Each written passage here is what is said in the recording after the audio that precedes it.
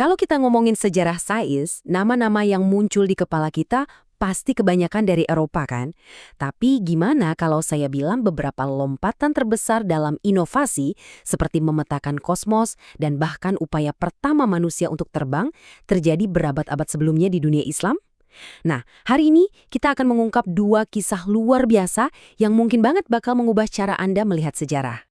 Oke, saya mau tanya nih. Kalau ada yang nanya, siapa orang pertama yang berhasil terbang, nama Wright bersaudara pasti langsung muncul di benak Anda, ya kan? Itu jawaban yang kita semua pelajari di sekolah. Tapi gimana kalau ternyata ceritanya jauh lebih dalam dari itu? Jauh sebelum Wright bersaudara, 1000 tahun sebelumnya, di Andalusia abad ke-9, ada seorang polimat jenius bernama Abbas ibn Firnas yang menatap langit dan memutuskan dia nggak cuma mau mimpi, tapi dia mau mencoba. Untuk ngerti seberapa pentingnya sosok Ibn Firnas ini, kita nggak perlu lihat jauh-jauh.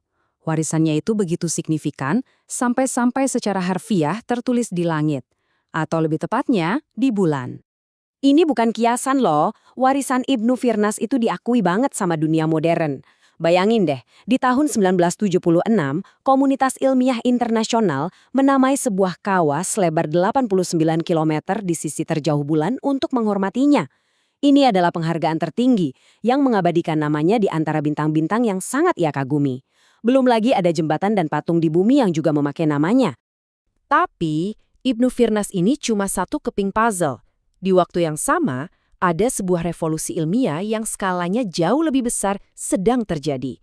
Ini bukan lagi soal satu individu jenius yang bekerja sendirian, tapi tentang pembangunan institusi besar yang mengubah total cara kita memandang alam semesta. Kuncinya ada di satu konsep ini, Al-Marsyad. Ini bukan sekedar tempat buat naruh teleskop. Konsep observatorium sebagai sebuah lembaga ilmiah yang formal dan terorganisir itu adalah kontribusi original dari peradaban Islam. Ini adalah tempat di mana pengamatan yang cermat menjadi sebuah ilmu yang serius. Slide ini nunjukin sebuah revolusi dalam dunia sains. Kita beralih dari yang tadinya cuma astronom perorangan yang seringkali bekerja sementara di masjid menjadi proyek-proyek ilmiah raksasa yang didanai negara dan punya gedung khusus. Titik baliknya itu pas observatorium besar pertama didirikan di Baghdad tahun 828 Masehi oleh Khalifah Al-Ma'mun. Sejak saat itu, astronomi jadi ilmu pengetahuan yang permanen dan kolaboratif. Oke, sekarang kita lihat puncak dari model ini. Kalau ada satu tempat yang jadi simbol kekuatan institusi ini, itu adalah Observatorium Maraga di Iran abad ke-13.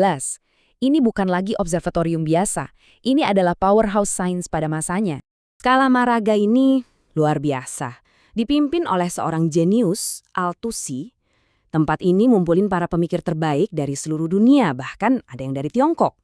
Dan perpustakaannya 400.000 buku. Itu koleksi yang masif, bahkan untuk standar zaman sekarang. Bisa dibilang ini adalah pusat riset global pertama di dunia. Dan mereka punya teknologinya. Mereka bukan cuma sekedar ngelihat ke langit, mereka mengukurnya dengan presisi yang wow. Kuadran dinding raksasa bikin mereka bisa memetakan bintang dengan sangat akurat. Sementara astrolab itu ibaratnya komputer analog super canggih di zaman itu, bisa memecahkan masalah astronomi yang rumit. Nah, ini poin yang paling penting. Kerja keras mereka di Marahaga itu nggak berhenti di situ. Model dan data super akurat yang mereka hasilkan menjadi sebuah jembatan penghubung. Ilmunya mengalir langsung ke Eropa dan pada akhirnya jadi fondasi buat revolusinya Kopernikus. Ini adalah mata rantai yang sering banget hilang dari narasi sejarah sains. Sekarang kita beralih lagi, dari institusi kolosal yang memetakan langit, kita balik lagi ke kisah satu individu pemberani. Setelah kita lihat tim yang memetakan surga, yuk kita lihat lagi orang yang mencoba meraihnya, sendirian. Garis waktu ini ngasih kita gambaran yang jelas. Ibn Firnas ini seorang ilmuwan sejati. Seumur hidupnya didedikasikan untuk ilmu pengetahuan. Tapi coba deh, perhatiin umurnya pas dia coba terbang. 65 tahun. Ini bukan aksi nekat anak muda loh. Ini adalah puncak dari pengamatan dan perencanaan selama puluhan tahun. Jadi gimana ceritanya? Setelah bertahun-tahun ngamatin burung, dia bikin mesin terbangnya. Dia lompat dan berhasil. Dia benar-benar meluncur, mengendalikan gerakannya di udara selama kurang lebih 10 menit. Keren banget kan? Tapi pendaratannya kacau balau. Dan justru di dalam kegagalan itulah letak kejeniusannya. Dia nggak nyerah, dia menganalisis. Dia sadar apa yang kurang. Sebuah ekor, komponen krusial yang dipakai burung buat stabilisasi dan ngerem. Jadi, pada akhirnya kita punya dua cerita yang sangat berbeda ya.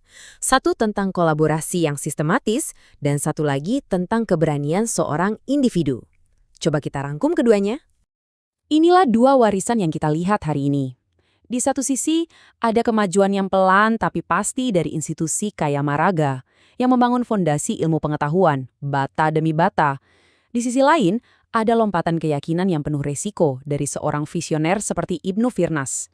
Ternyata, keduanya, kerja tim yang sabar dan keberanian individu, sama-sama penting untuk mendorong peradaban manusia. Ini ngebawa kita ke satu pemikiran terakhir. Kisah-kisah yang kita bahas hari ini kan pernah terkubur dalam sejarah. Hal ini bikin kita jadi mikir, ada berapa banyak lagi inovator tersembunyi seperti Ibn Firnas atau pusat-pusat pengetahuan sehebat Maraga yang ceritanya belum kita dengar. Sejarah itu penuh dengan bab-bab yang cuma menunggu untuk kita bukar kembali.